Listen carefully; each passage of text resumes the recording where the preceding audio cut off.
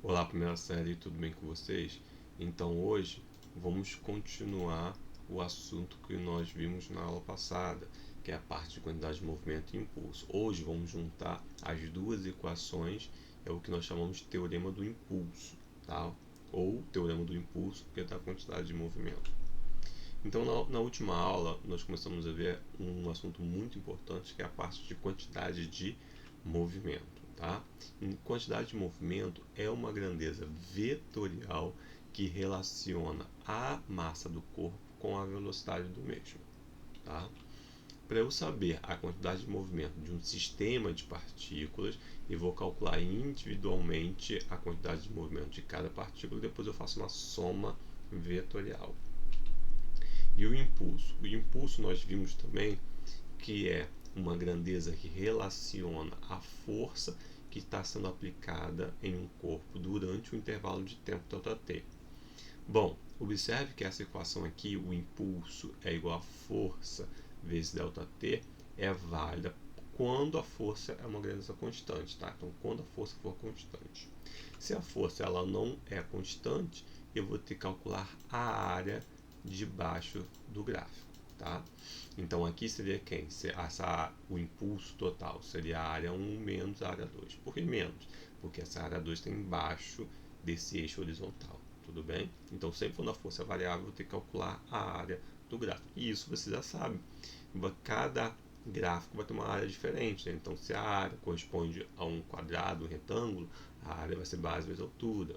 Se a área corresponde a um triângulo retângulo, vai ser base vezes altura sobre 2. Se for um trapézio, vai ser base maior mais base menor vezes altura sobre 2 e assim por diante. Tá?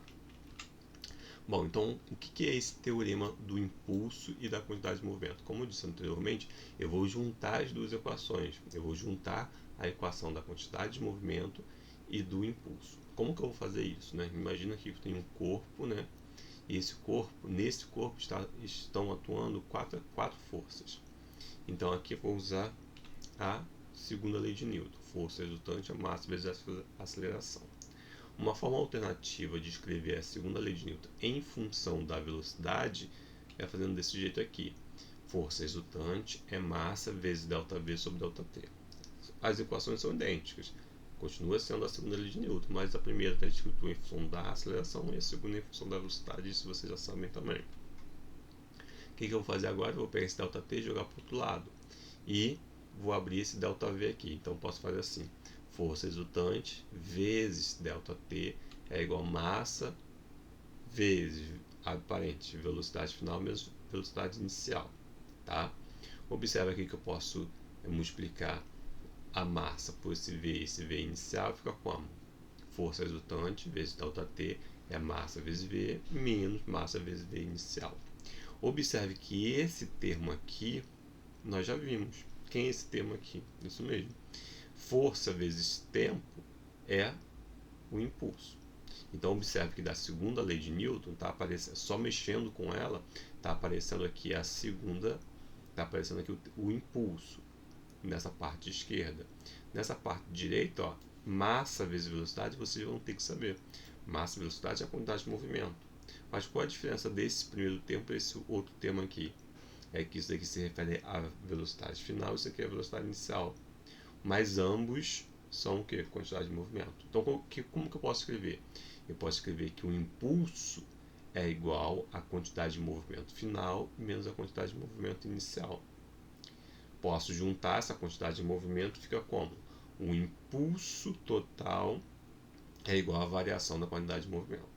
Lembrando mais uma vez que esse delta aqui significa final menos inicial. Então esse delta aqui é quantidade de movimento final menos quantidade de movimento inicial. Essa relação aqui é super importante e é o que nós chamamos de teorema impulso-quantidade de movimento. Observe que eu juntei o impulso que nós vimos na aula passada e com a quantidade de movimento que também nós vimos na aula passada. As duas grandezas em uma equação só. O impulso total é igual à variação da quantidade de movimento. Tudo bem? Aí o aluno pergunta: mas quando que eu uso uma equação, quando eu uso outra? Bom, se ele pedir o impulso, te dá força e te dá tempo, basta você usar que o impulso é força vezes ΔT. Se ele pedir a quantidade de movimento e falar para você a velocidade e falar para você a massa, basta usar só esse termo aqui. E quando que a gente vai usar esse termo final aqui? Vamos fazer um exemplo então. Observe aqui, ó. Um corpo de 2 kg parte com velocidade de 36 km por hora, chegando a 108 km por hora. Quando atua uma força de módulo de 10 N, determine um intervalo de tempo. Então, qual é o intervalo de tempo de atuação da força, né? Então, eu poderia usar a equação do impulso. Por quê? Quando o impulso tem o tempo que ele está pedindo, mas eu não tenho impulso.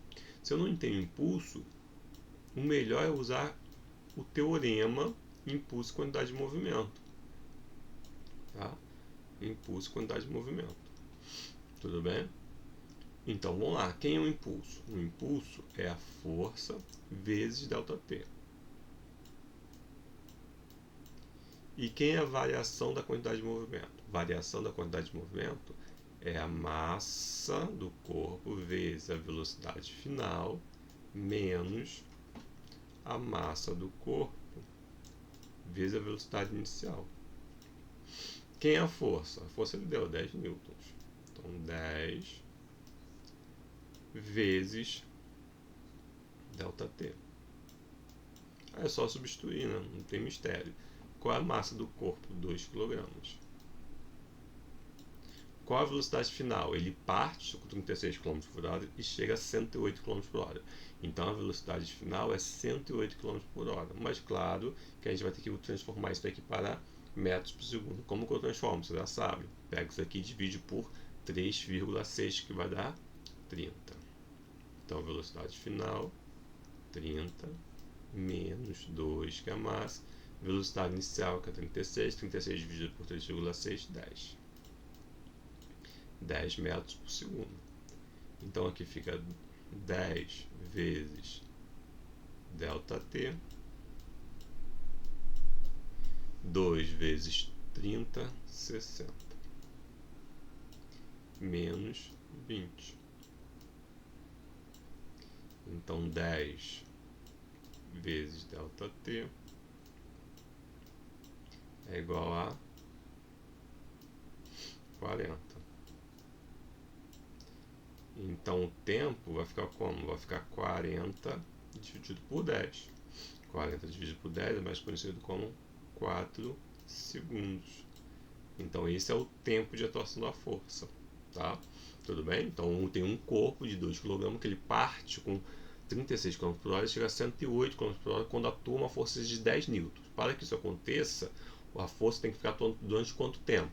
Durante 4 segundos. Tudo bem, gente? Tranquilo? Então por hoje é só. Até a próxima. Tchau, tchau.